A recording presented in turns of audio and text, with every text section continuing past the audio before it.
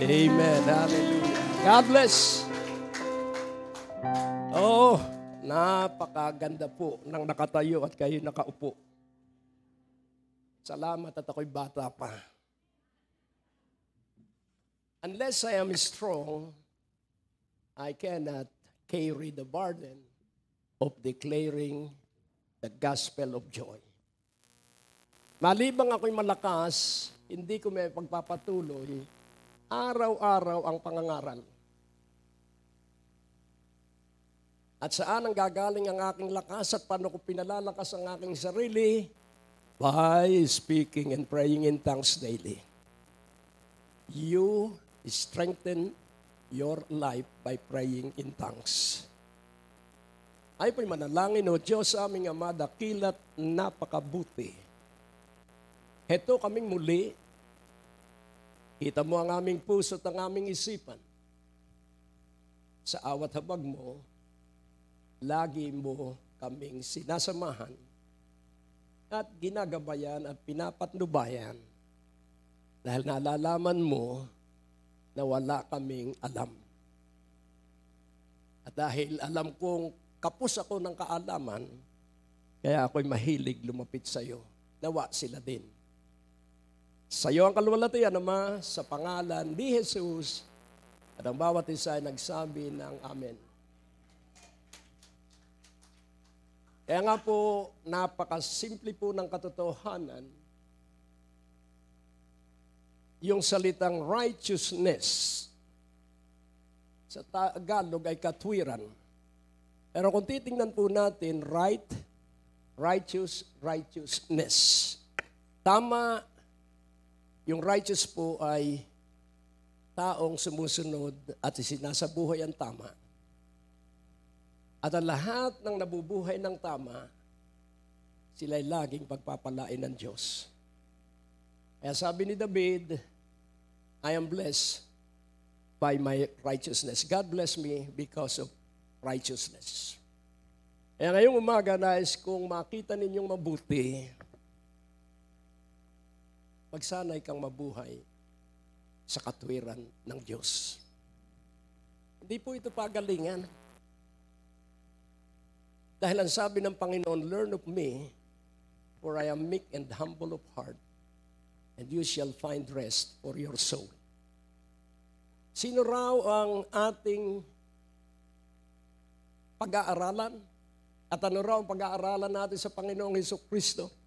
Learn of me, for I am meek and humble of heart, and you shall find rest for your soul.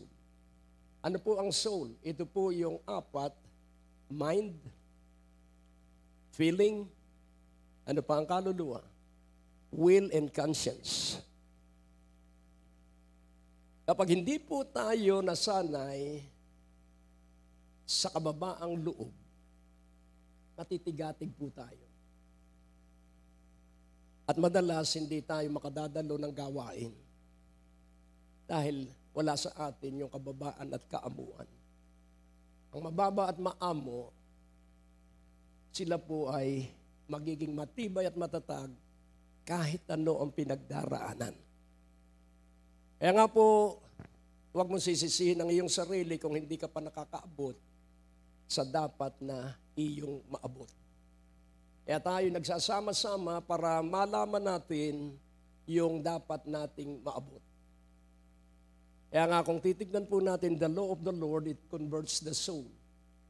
Sapagkat sa batas ng Panginoon, nandun ang mga dapat gawin at hindi dapat gawin. Kailangan nagbabasa ka ng Biblia. If you abide in me and my words abide in you, you can ask anything you wish and it shall be done unto you. At makikita po natin na ikaw at ako ay dapat na nabubuhay, na naniniwala tayong bawat isa at kilala natin ang pag-ibig ni Kristo. If you know the love of Christ, then you shall have the fullness of God.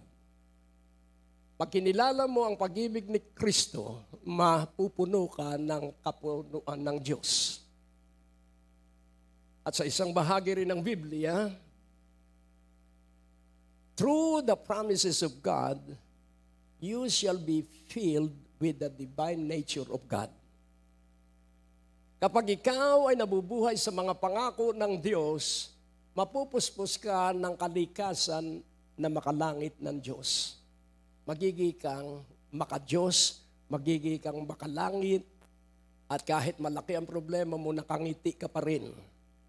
Dahil bawat araw ay ginawa ng Diyos, isa ang gawain natin sa bawat araw, matuwa at magalak katulad ng awitin kanina.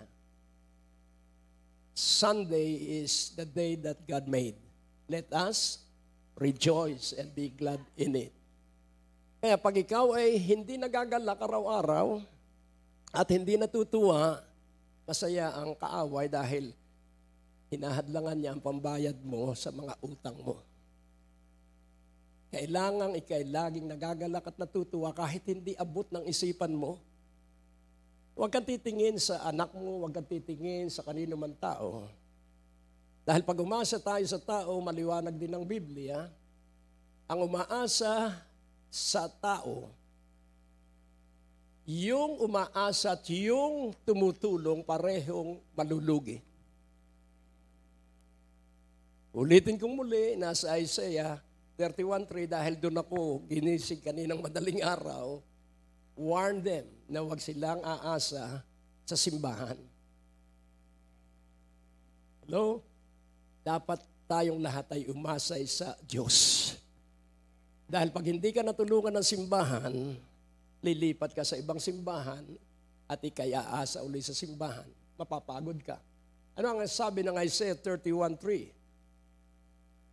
Huwag kang magtitiwala sa Ehipto dahil hindi sila Diyos. At huwag din kayong magtitiwala sa mga kabayo dahil hindi sila Espiritu. Ang nagtitiwala sa kapwa-tao at ang tumutulong sa kapwa-taong nagtitiwala sa kanya, pareho silang mabibigo. Amen? Sabihin mo, ayokong maging daan ng kabiguan ng iba. Kaya ako'y magsasanay na magtiwala sa Diyos. Now the Egyptians are men and not God, and their horses flesh and not spirit. When the Lord shall stretch out his hand, both that helpeth shall fall, and he that is holpen shall fall down, and they all shall fail together. Siyang tumutulong at siyang tinutulungan, parehong babagsak at mabibigo. Kaya sabi ko, Panginoon, patawarin mo po ako. Kaya kung naalaala ito, tiningnan ko ang listahan ng mga pangalan ng mga major supporter ng ministry at lahat sila halos ay wala na sa pag-suporta at ilan sa kanila ay namatay na. At nagtuloy-tuloy ang ministeryo dahil hindi ako nakatingin sa kanila. Nakatingin ako at umaasa lamang ay sa Diyos. Sabihin mo, magsanay ka ngayong linggong ito. Ilista mo sa iyong notebook that today is the day na ang tiwala mo lamang ay sa Diyos. Alam mo, ako po ay laging nakikinig. August 21, 1983, tinawag ito ng atom. Natatandaan niyo yung atom? August 21 movement. At doon ako ay pinukaw ng banal na espiritu at ginawa ko ang August 21 Atosit. Atosit. August 21 speaking in tongues daily. Alam mo, paniwalaan nyo lang ang naririnig niyo sa akin dahil hindi ko kayo dadalhin sa kamalian. Huwag ka nang magyabang. Bago ka matuto, idaraan ka sa maraming krisis. Eh, makinig ka na lang dahil yung pinagdaanan ko, hindi mo nadaraanan. Kaya nga, naglilingkod na ako sa Diyos since 1979 at hindi pa ako naiilayhan ng sino mang pastor at ang sabi ng kaibigan ko dito sa Santa Rosa, hindi ka pa na-ordena as pastor, ba't naglilingkod ka na? Yun din ang sabi ni Pablo, hindi ako pinahatungan ng kamay ng mga apostol, pero ang Diyos ang nagpatong ng kamay. Nakukuha niyo po?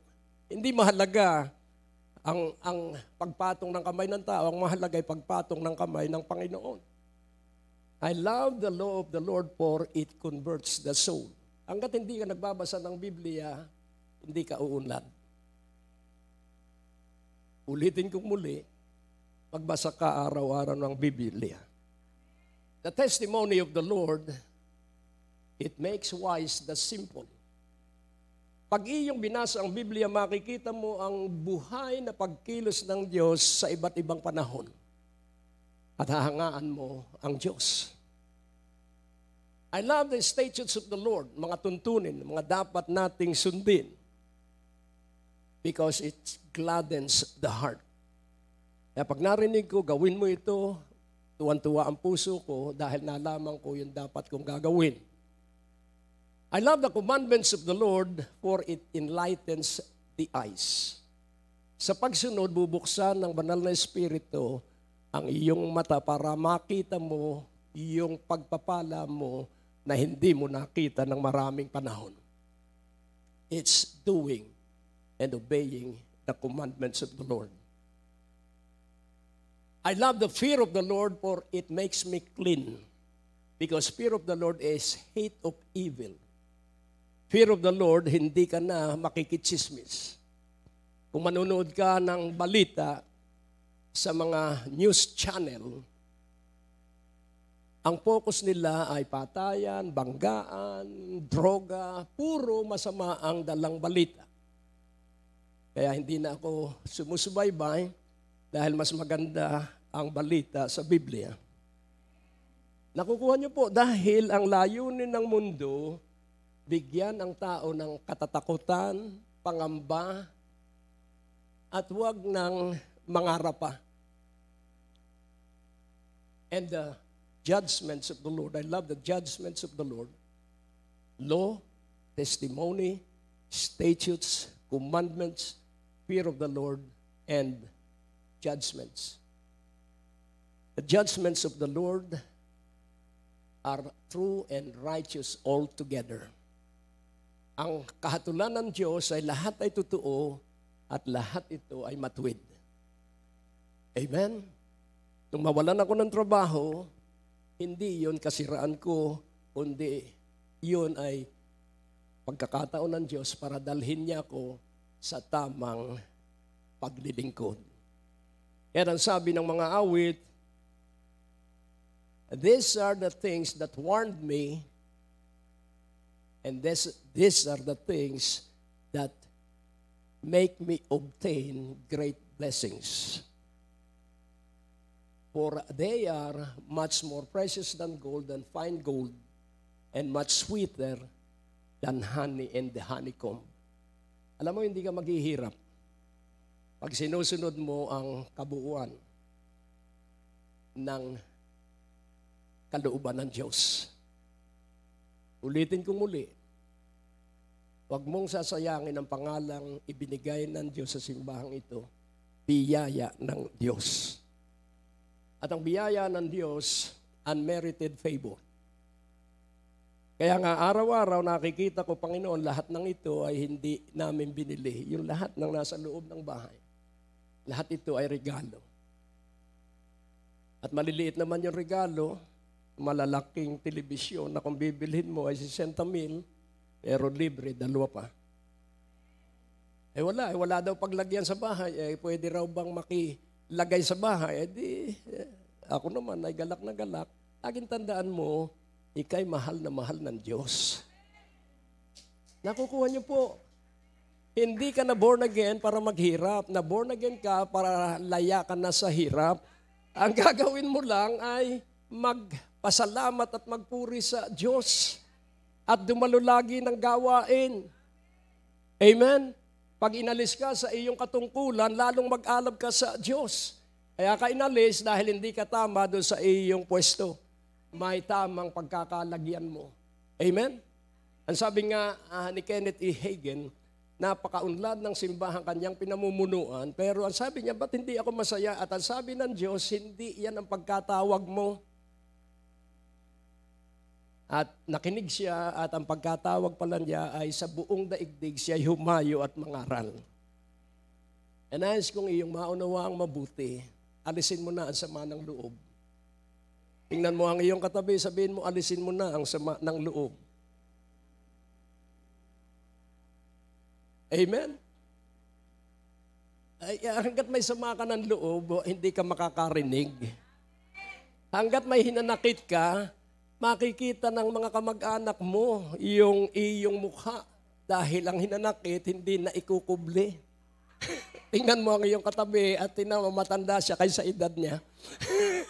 Dahil sa sama ng loob, ay laging tandaan mo, hindi ako nabigo dahil sa tao, nabigo ako dahil sa kamangmangan ko. Amen? Kaya nais kong iyong maunawaang mabuti, na-stroke ka para ikaw ay patibay at palakasin ng Diyos, kaya dinagdagan ka ng buhay. Amen? Ang ipagmalaki mo ay yung pagdaragdag sa iyo ng Diyos ng buhay, hindi yung stroke mo. Dahil pag laging ipatututuo mo yung stroke mo, ay mananatili ka sa stroke. Pero pag ang pinatutuo mo ay kabutihan ng Diyos at tinaningan ka ng karagdagan ng buhay hanggang 70 taon, ay napakagandang balita noon. Amen? Na kahit matabang-mataba ka ngayon, papayat ka rin pag ikay nailayhan. Dahil ako'y napakataba noon at inilayhan ako sa Vancouver, Canada. Sabi ko, ba't kaya ako dinadalangin ito? Ako na may malusog, napakataba ko. At pag uwi ko ng Pilipinas, pumayat ako. Kaya nais kong iyong maunawang mabuti. Mahal na mahal tayo ng Diyos, bawat isa'y may budget. At kung gaano kalaki ang problema mo, gaano kalaki ang budget. Amen? Hallelujah! Kaya nga po, nais kong iyong maunawaan, ulitin kong muli at lalakasan ko ang boses, ituro mo ang katabi mo, may budget ka. May budget ka sa Diyos. Pero meron tayong dapat gawin. Kailangang mabuhay tayo sa katwiran. Huwag ka nang magpapalipat-lipat ng simbahan, makakagulo ka lang doon. Sa 1 John 3, isa-isay natin, ano po, tingnan mo, masaya na tayo. Bumata ka ng 1 taon. Dahil nakakatawa ka na. Nung pumunta ka rito, ay parang bit-bit mo ang 2 paa mo, halos hindi ka makaakyat. Sa 1 John 3:7, little children, let no man deceive you, he that doeth righteousness is righteous, even as he is righteous. Maliliit, munting mga bata, huwag kang padaraya kanino mang tao, siyang hindi gumagawa ng katwiran. Ano ang sabi? Ano sabi? Little children, let no man deceive you. He that doeth righteousness is righteous, even as he is righteous. Siyang gumagawa ng katwiran, siya'y matwid. Sabihin mo sa iyong katabi, kaya ka narito dahil ikay matwid. Kahit umabsent ka next Sunday, matwid ka pa rin. Amen? Pero gawin mong palagian at huwag kang absent ng araw ng linggo.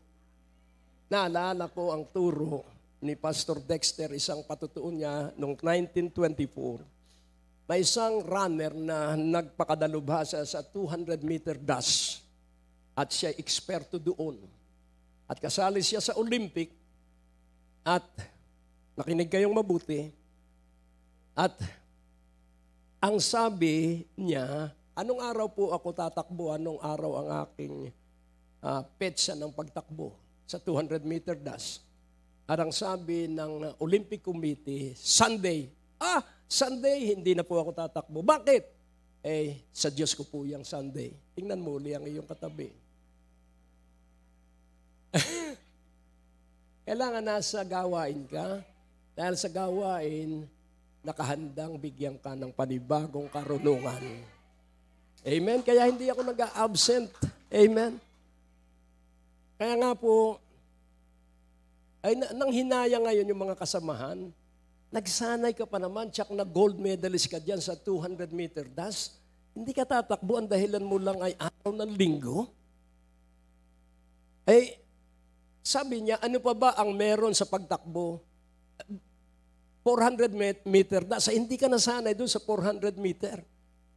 Sabi niya, okay, anong araw yon? Monday. Sige, ilahok ninyo ako sa 400-meter dash. At siya isinali, naging siyang gold medalist, na-break niya ang record ng 400-meter dash. Bakit? Dahil minahal at pinarangalan niya ang Diyos, kaibang lakas ang ibinigay sa kanya ng Diyos. Sabihin mo, do not forsake the assembling of together every Sunday and every revival. Kung mag-aalab lang kayong dumalo ng revival, sa susunod, sa Coliseum na ulit tayo. Ay wala, ay laging pagod. At pag ikay laging pagod, pagod din ang mga anghel para ikaw ay sustentuhan.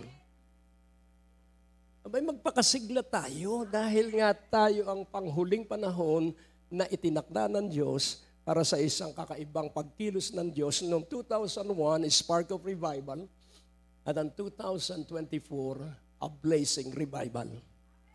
Kaya sipagan ninyong dumalo pag Friday Revival at titiyakin ko sa inyo na kayo ay pagkakatiwalaan ng Diyos ng malalaking karunungan. Amen? Kaya nga po, ano ang sabi sa Hebrews 1:9? Iisa-isahin po natin yan bago pumunta tayo sa main message. Para ihanda mo ang iyong sarili. At ano ang sabi sa Hebrews 1 verse 9? Thou hast loved righteousness and hated iniquity, therefore God, even thy God, hath anointed thee with the oil of gladness above thy fellows. Pag inibig mo ang katwiran, meron kang anointing. And what is that anointing? Oil of gladness. Amen? Above all thy fellows. Ikaw ay laging nasa katuwaan. Kahit ano ang nangyayari, ikay tuwang-tuwa, tuwang-tuwa. Amen? Bakit? Dahil iniibig mo ang katwiran. Love righteousness. Sabihin mo, love righteousness. Sa 1 Timothy. Sa 1 Timothy 6, verse 11. But thou, O man of God, flee these things and follow after righteousness, godliness, faith, love, patience, meekness. Ano raw ang ating laging pupursigihin? Iwan ang lahat ng kasamaan, iwan ang tsismisan, iwan ang umpukan, lalaki ng Diyos, at sundin mo ang katwiran, pagkamakadiyos, pananalig, pag-ibig, katapatan, pagkamatiisin at kaamuan. Tatanungin ko kayo, pagkapos ka ng pera, tinatamad ka bang dumalo ng gawain at sinisisi mo ang iyong sarili? Pagkapos ka ng pera, lalo kang mag-alab sa pagdalo. Kapag nabigo ka, lalo kang mag-alab sa pananalangin. Amen? A little failure can be remedied through much prayer. Amen? Ang maliit na kabiguan ay malulunasan sa pamamagitan ng pananalangin. Kaya nga po, tandaan mong lagi, maganda po ang buhay. Maganda po ang Pilipinas. At salamat kayo ang kapatid ko kay Kristo. Kitang-kita ko ang inyong kalungkutan ngayon dahil ganyan din ako noon. Salamat. Naka-identify kayo. Sa 2 Timothy 2, verse 22. Flee also youthful lust, but follow righteousness, faith, love, peace with them that call on the Lord out of a pure heart. Sino raw ang kakaibiganin mo? Yung mga tumatawag sa Diyos na may dalisay na puso. Tingnan mo, pag tumawag ang ating ushering ministry, napupunta kayo sa prayer mountain, ang kulang ay sasakyan. Ibig sabihin, maaalab ang tagabiyaya ng Diyos binyan. Amen? Hallelujah! Kaya nais kong iyong maunawa ang mabuti, magpakaalab ka sa katwiran.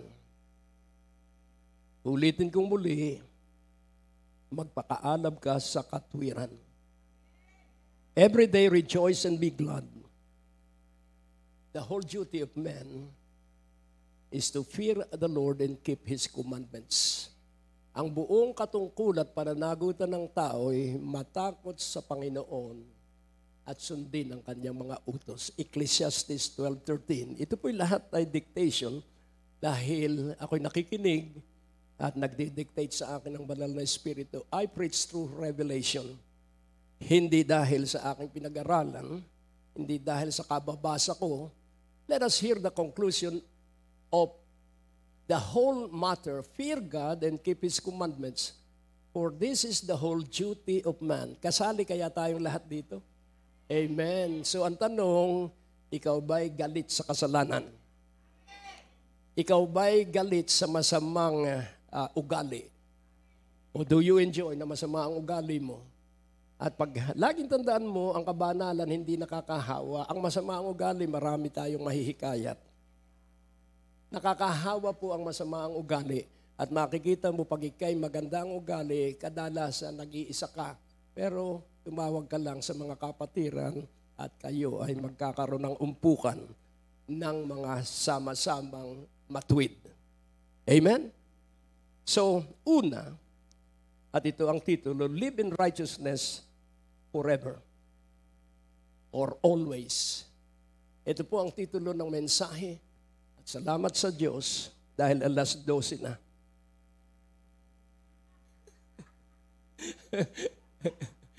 Amen. Tingnan mo, hindi kayo gutom.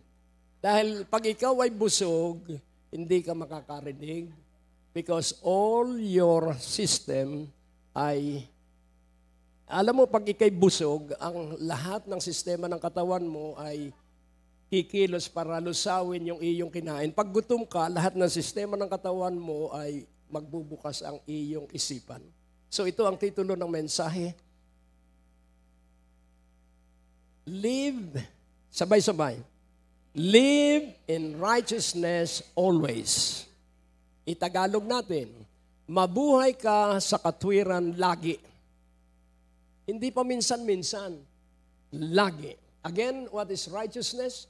Righteousness is doing the right thing, and the person that does the right thing is righteous, and he is able to do the right thing because of righteousness. Kaya dito ang una, righteousness is right standing before God.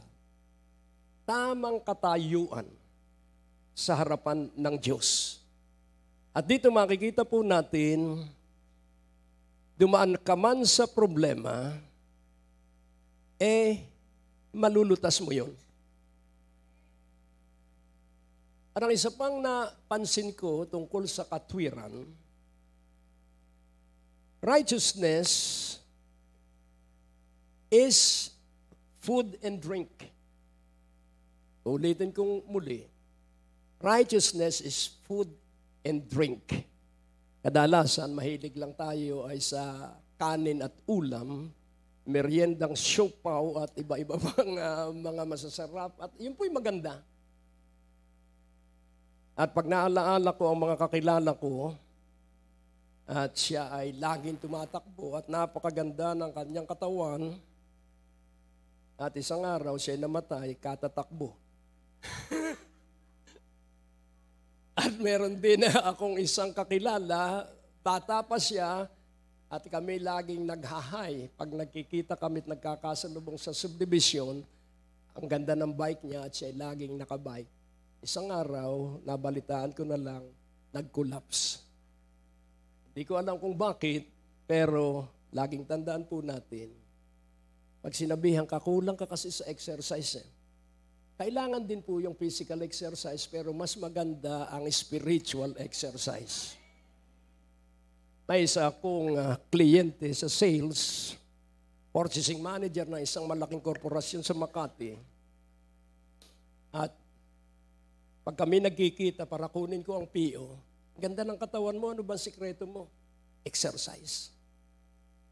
At hindi pa ako born again nung panahong yon, exercise. Dahil nga, hindi ako sanay sa exercise, pagbalik ko, ilang panahon, sabi ko si Sir, namatay. Exercise ng exercise, tapos meron pa siyang executive check-up once a year, sagot ng kumpanya. Namatay ng bata. Tingnan mo ulit ang iyong katabi at sabihin mo, hindi baling mamatay, basta ikaw ay namatay na matuwid. Amen po ba? Kaya nga po, ito po ay hindi payabangan, hindi ito pagalingan, ito po'y pababaan. Nakukuha niyo po.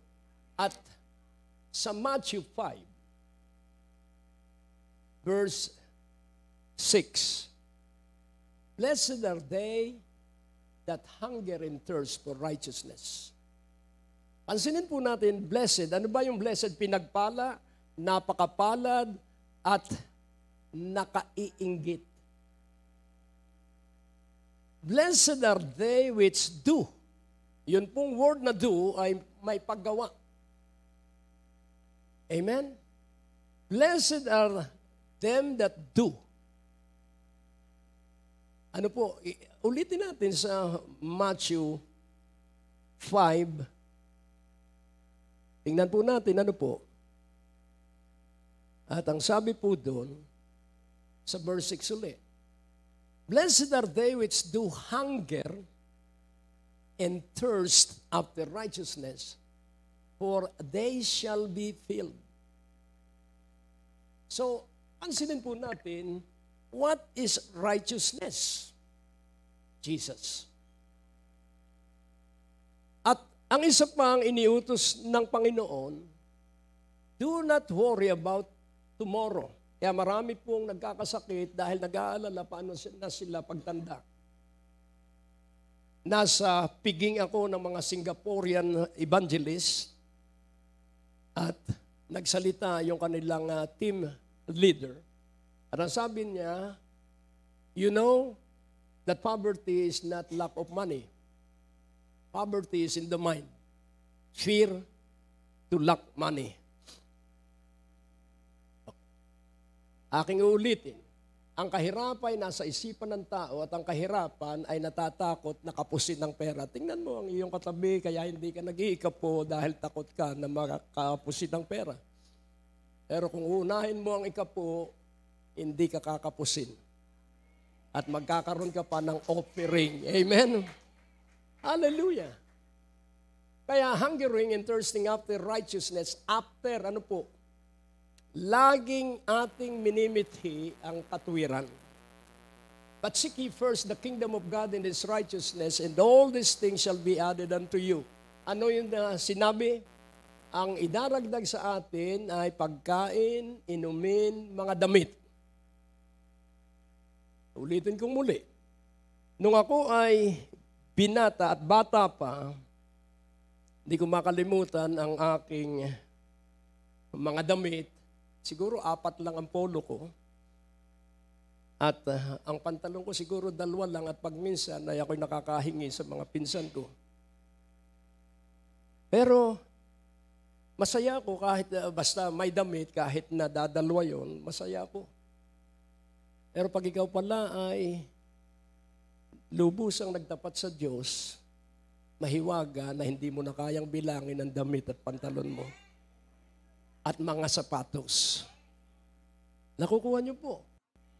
Maglingkod ka sa Diyos. Sabihin mo, maglingkod ka sa Diyos.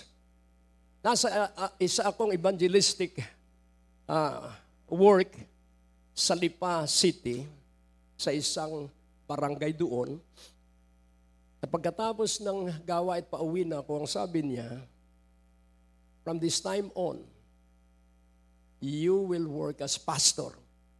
At ang sabi ko, Lord, ayoko pong pastor dahil nakabihis lagi ang pastor. Tama na pong evangelist dahil kahit maong lang, tuloy-tuloy na ako sa ministry. Hindi, magpapastor ka. Hindi po, evangelist po. At ang sabi, talagang mapilit yung boses, magpapastor ka. Ay sige po kung gusto mo.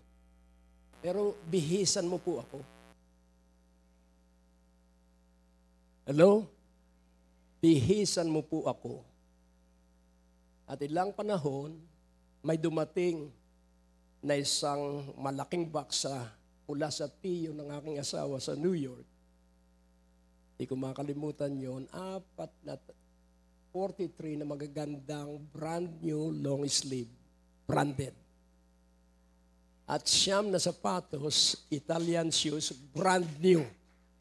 tapat ang Diyos. Binihisan ako ng Diyos. Amen? Kaya pag maglilingkod ka sa Diyos, bibihisan ka ng Diyos. Sabihin mo sa iyong katabi, maglingkod ka na. At bibihisan ka ng Diyos. Tanggap niyo ba ang iyong naririnig? Abay, wag mong sayangin ang oras mo dahil ang oras ay hindi na naibabalik. Amen? Kaya kailangang akapin mo na agad, believe, accept, and expect. Kaya dito ay makikita po natin, kapansin-pansin, paano ka ba magiging matuwid? Ano ang gagawin mo? Itanong mo nga sa iyong katabi kung nag-aaral siya ng Biblia, ano ang gagawin mo para ikay maging matuwid? Sa Genesis 15:6, napakadali po na maging matuwid. Ano po ang sabi? Abraham believed God. And he believed in the Lord and he counted it to him for righteousness. Ano ang gagawin mo para ikaw ay tumanggap ng katwiran? Believe. And Abraham believed the Lord at itinuring ng Diyos na yun ay katwiran. Basta sumunod ka lang. Sabihin mo, sumunod ka lang. Sa Romans 4 verse 3. Romans 4, nakakarinig ka pa rin po ba? O gutom ka na? And he believed in the Lord and he counted it to him as, for what saith the Scripture, Abraham believed God and it was counted unto him for righteousness. Paano raw magkakaroon ng katwiran? Believe. Amen? Sa verse 22, and therefore it was imputed to him for righteousness. At ano ang pinaniwalaan ni Abraham? Na may sasagawa ng Diyos ang kanyang ipinangako. Verse 21, and being fully persuaded that what he had promised, he was able also to perform. Ang pangako ng Diyos, kanyang isasagawa. That God shall supply all your need according to His riches in glory by Christ Jesus. All your need will be supplied. Isa ang amen. Salamat sa isang amen. Sa Galatians, masaya po ang simbahan. Dahil nga pag gutom na, hindi na makarinig. Salamat at ako'y gutom na. Kaya ako'y tuloy sa pagsasalita. Pag busog ako, hindi ako makapagsalita pag gutom ako. Sa Galatians 3:6, kaya ilang bahagi ng kasulatan, even as Abraham believed God and it was accounted to him for righteousness. Amen? Ano ang gagawin mo para ikaw ay magkaroon ng katwiran ng Diyos? Isigaw mo, ano ang gagawin mo? Believe God. Darang dito lang yata ako may kausap. Ano ang gagawin mo para magkaroon ka ng katwiran? Ayan, tinagalog pa dito. Masaya po ang simbahan. Sabihin mo, salamat at ako'y nasa biyaya ng Diyos. Amen? Kaya hindi na ako lilipat. Amen? Sa James, sapagkat ang simbahang buhay, may mga bata, ang daming bata dito. At may mga teenager, at may mga medyo matanda-tanda ng konti, at may napakatanda. Ibig sabihin, buhay ang simbahan. Amen? Dahil magkakasama iba't ibang edad. Sabihin mo, pag tinignan mo yung pinakamatanda sa atin, gaganahan kang magpatuloy, dahil siya nakaabot doon sa kanyang edad, ay ikaw din ay makakaabot. Amen? Meron kang hamon sa James 2, verse 23. And the scripture was fulfilled which saith, Abraham believed God, and it was imputed unto him for righteousness, and he was called the friend of God. Pag ikaw pala'y naniniwala sa Diyos, kaibigan ka pala ng Diyos. Gusto mo kaibigan ng Diyos? At pag kaibigan mo ang Diyos, kukwentuhan ka ng Diyos, gising, amen, at makikita mo na sasabihin niya ang kanyang gagawin sa maghapon. Kaya sa maghapong ito, ako'y naniniwala na nakatakda ang lahat ng tagabiyaya ng Diyos at ang lahat ng nasa online sa around the world na ang pagpapala ng Diyos ay napakalaki. All the blessings of the Lord shall overtake everyone that believe. Ano ang overtake? Hindi po lalampasan, aabutin. Aabutin ng malalaking pagpapala at kaginhawahan ang lahat ng nabubuhay na matuwid at ang lahat ng nabubuhay na matuwid, umaasa at nagtitiwala lamang ay sa Diyos. At makikita po natin, may trabaho ang righteousness. What is the work of righteousness? Oh, I love this. Dahil talagang ang Biblia ay maliwanag. Sabi sa Isaiah 32, verse 17. Ano po ang sabi? And the work of righteousness shall be peace, and the effect of righteousness, quietness and assurance forever.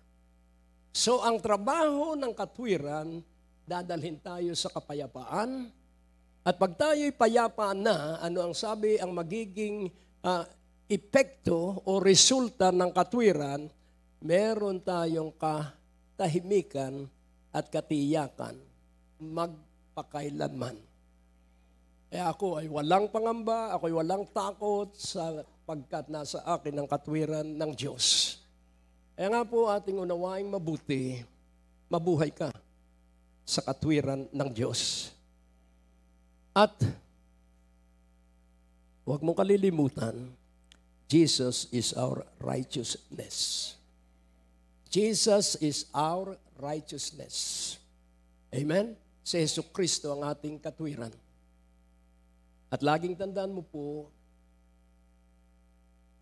tinukoy ni Pablo that the righteousness of God is our breastplate. Ang tinitira ng kaaway ay ang ating puso. Kaya pag hindi mo maintindihan ang iyong sitwasyon, bibigyan kita ng siper at itatahi ko sa bibig mo para isasarado mo ang iyong bibig. Huwag mong bibigyan ng pagkakataon ng dyablo na marinig kang nagrereklamo. Tingnan mo ang iyong katabi. Do not give an opening to the devil, and do not lead him to have a discussion with you. Remember this, our strength is not by explanation, but by revelation. Kaya keep your mouth shut and listen attentively. Kung kailangang makinig ka ng isang oras, be silent at makinig ka kung ano ang sasabihin ng Diyos. At kadalasan ang maririnig mo ay pagdududahan mo dahil mahirap gawin. Pag kaya mong gawin, walang malaking pagpapala doon. Pero pag mahirap gawin at imposible, kasama mo ang banal na Espiritu pag sinunod mo ang kanyang ipinagagawa. Amen po ba? Kaya nga, nais kong ating maunawaang mabuti, mabuhay tayo sa katwiran. At huwag nating katatakutan ang puwersa ng kadiliman dahil sila po ay talo ng lahat. Ano po, hindi tayo makikipaglaban sa talunan. Atin lamang silang laging igagapos at pagbabawalan. Wala silang karapatan sa iyo. Sabihin mo, walang karapatan ng buong impyerno sa iyo. Dahil ikay tinubos at ikay bayad na. Nakukuha niyo po. Sa John, itinuro ng Panginoong Hesukristo na kapag ang banal na Espiritu ay nasa isa ng lalaki at babaeng Kristiyano, ano ang sabi sa pagtuturo ng Panginoon? Sa John 16 verse 7, nevertheless, let I tell you the truth. It is expedient for you that I go away, for it is, if I go not away, the Comforter will not come unto you, but if I depart, I will send him unto you. So napakahalaga po. Karagdagan pa dito, yun ang nevertheless. Sinasabi ko sa inyo ang katotohanan, mas mabuting ako'y umalis. Dahil kung hindi ako aalis, ang mang-aaliw ay hindi makararating sa inyo. Kung ako'y aalis, ipadadala ko sa inyo ang mang-aaliw. Kaya mula nung tayo'y maborn again, kasama na natin ang banal na Espiritu. Amen po ba? Huwag mo kalilimutan yan, kasama natin ang banal na Espiritu. Kaya tayo idinadaan sa masamang ugali para ang banal na Espiritu may tatrabahuhin. Sabihin mo sa iyong katabi, patrabahuhin mo ang banal na Espiritu sa masamang ugali.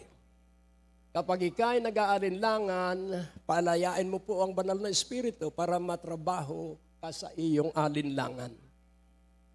Dahil walang tatanggap na nag-aalinlangan. At ang banal na Espiritu, tayo'y tuturuan para wag mag-alinlangan. So dito makikita po natin ano ba ang trabaho ng banal na Espiritu sa verse 8. And when He is come, He will reprove the world of sin and of righteousness and of judgment. So yun pong reprove, ang Tagalog ay susumbatan niya ang sanlibutan. Ano ang kanyang pananumbat? Kasalanan, katwiran, at kahatulan. At sinabi rin ng Panginoon, what is sin? Sin because they believe not on me. What is righteousness? I will be going sa verse 9. Ano po?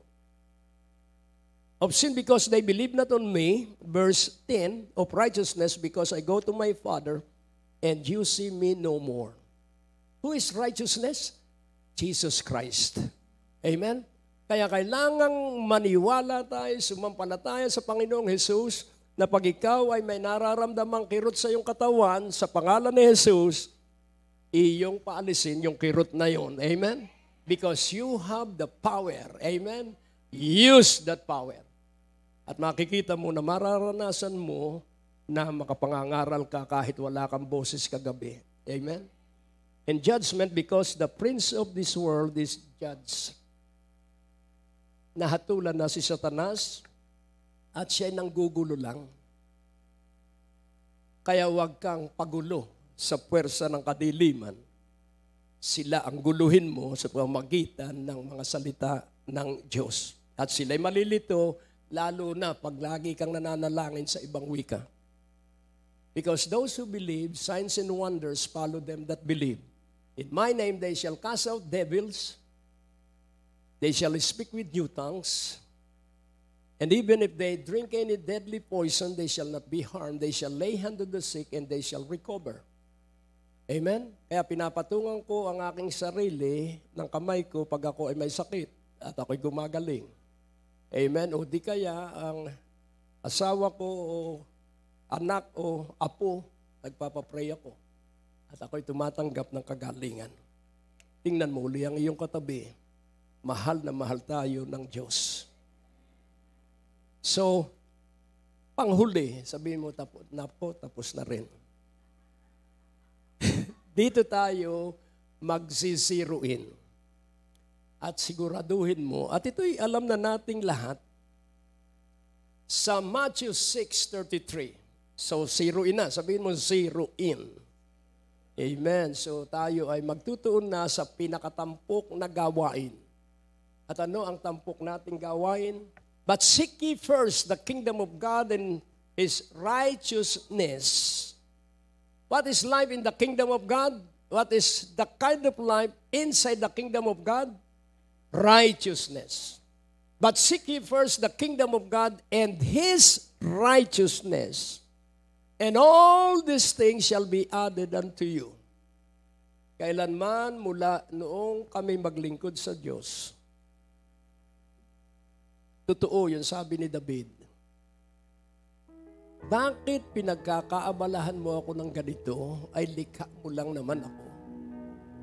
So ang reklamo ko ay sobrang pagkain. Lord, ba't pinagkakaabalahan mo ako, ang dami ng pagkain, kaya may naibibigay ako sa mga gutom. Amen? Kaya may naibibigay akong t-shirt o kung ano man sa mga manggagawa ng Panginoon dahil sobra. At paano ka darating sa kasobrahan? Ano po ba ang first? Ano sa Tagalog ang first? Una, ayan. So, wag second, laging uunahin mo ang kaharian ng Diyos. At paano ang pamumuhay sa kaharian ng Diyos? Kailangan ang panalangin natin ay laging sa karangalan at kaluwalhatian ng Diyos. Pag sarili lamang natin, kalimutan mo na yun, mapapagod ka lang. At kailangan yung hihingi natin aabot sa walang hanggan. Amen? At ang sabi rito, all these things shall be added unto you. Lahat ng mga bagay na ito at ang tinutukoy na mga bagay ay pagkain, inumin, damit. Madali na po ang bahay. Amen? Pag ikaw ay may pagkain araw-araw at may inumin at may damit, madali na po ang bahay. Sabihin mo, madali na ang bahay. Amen? Dahil makapaghahanap buhay ka na maganda ang damit mo, kung wala kang pera, pumunta ka sa Taytay at may 40 pesos na mga damit. Nung mapadaan kami ron, ang mura pala ng mga damit dito sa Taytay. At makikita mo, kaya nga may isa rin tindahan doon sa malapit sa aming subdivision, nakalagay doon, all 30 pesos. Lahat ng mga damit doon sa tindahan yun, 30 pesos lang. Aba, purihin ang Panginoon at talagang hindi ka mahuhubaran dahil marami ngayong damit. Amen? Kaya dito makikita mo na kailangang unahin mo, kailangang laging unahin mo ay ang kaharian ng Diyos at ang kanyang katuwiran. Pagkagising sa umaga, isuot mo na agad ang baluti ng Diyos. At nakita ko habang ako'y nagbubulay that the armor of God, alam nyo ang armor of God, yes, 6. Pero the armor of God is Jesus Himself because Jesus is the truth, righteousness is Jesus, gospel is Jesus, faith is Jesus, and then salvation is Jesus, then the sword of the Spirit is Jesus. So if you have Jesus, then you are armored and protected and covered and secure. And you will be preserved to be blameless until the day that we shall be all in the cloud. Protektado tayo ng Diyos 24 oras. Kaya dito sa verse 34, anong sabi? Do not worry. Take therefore no thoughts for the morrow shall take thought for the things of itself, sufficient unto the day is the evil thereof. Huwag kang mag-isip para bukas. Tayo po kasi kumakain pa ng tanghalian, ano kaya kakainin natin bukas sa almusal? Huwag na, ligayahan ka na muna at may pagkain ka ng tanghalian ngayon. Amen? At bukas, pag ikay kumain ng tanghalian ngayon, bukas maghapon may pagkain ka pa rin. Bakit? Dahil hindi mo inaalaala. Kaya sabi ni Job, na wala ang lahat sa kanya dahil sa kanyang pag-aalala. Tingnan mo ang iyong katabi, huwag kang nag-aalala. Amen? Mapagtatapos mo rin ang iyong mga anak. Kung bakit tamad kang dumalo ng gawain, laging tandaan mo, ang sustento ay manggagaling sa Diyos. Ang ayuda ay manggagaling sa Diyos. Amen po ba? At pag ikaw ay naniwala na sa kaluwalhatian ng Diyos, magmumula ang lahat ng iyong kailangan. Napakaganda po ng Diyos. Kayo ba'y naniniwala na maganda ang Diyos? Kayo ba'y naniniwalang napakabuti ng Diyos? Amen and amen. Ngayon, ang tanong, sino ang iyong pastor? Ulitin ko kanina ang panimula. The Lord is my shepherd, and I shall not want. The Lord is my light and my salvation, I shall not fear. For my God shall supply all your need according to His riches and glory by Christ Jesus. Mga minamahal kong kapamilya, sama-sama tayo na itinataguyod ng Diyos habang tayo ay may hininga. At kapag nasa maigting ka ng problema, ito ang karanasan ko, pag wala na akong magagawa at maaasahan, inspirasyon ng malaking pagpapala. Kinabukasan, darating na ang malaking pagpapala. Ulitin kong muli, hindi ka inilalagay sa pagsubok para mabigo. Idinaraan ka sa pagsubok because promotion neither cometh from the east nor from the west, but promotion cometh from on high. Kaya pag nasa krisis ka na, ikaw ay ready for promotion. Amen? Ilalagay ka sa third level ng maunlad na buhay. At makikita mo, laging aapaw ang pera sa iyong pangangasiwa. Dahil ang meron ay daragdagan pa. Ang wala, yung kaunting meron siya ay kukunin. Kaya kung meron ka, ito'y padaluyin mo at ikay daragdagan pa habang dumadalil. Remember this, the blessing of the Lord is a cycle. Mula sa kaluwalhatian, daraan sa iyong palad, patungo sa maraming palad. At yun ay aakyat sa langit. Kung marami ang napagpapala, ganong kalaki yung susunod na daloy ng pagpapala. Wala kang natutulungan, dati pa rin ang dadaloy sa iyo. Marami kang natutulungan, palaki, ng palaki, ng palaki, ng palaki. Ang pagdaloy ng kasaganaan sa ating buhay. Kaya lahat ng narinig ang mensahe tumayo. Yung hindi nakarinig, nakaupo na lang. At makakarinig ka rin sa susunod na linggo. In the mighty precious name of Jesus, we stand together in unity. And this united stand is like a new oil of anointing to each one of us. Thank you very much that the power of the Holy Spirit is flowing and flowing like a mighty rivers of living water.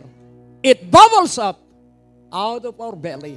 In the mighty precious name of Jesus, let this anointing flow, flow, flow, flow in Jesus Christ's name without stopping. Sa Diyos ang lahat ng papurit kaluwalhatian. Sa pangalan ni Jesus, Amen at Amen. Ang Diyos po ay napakabuti.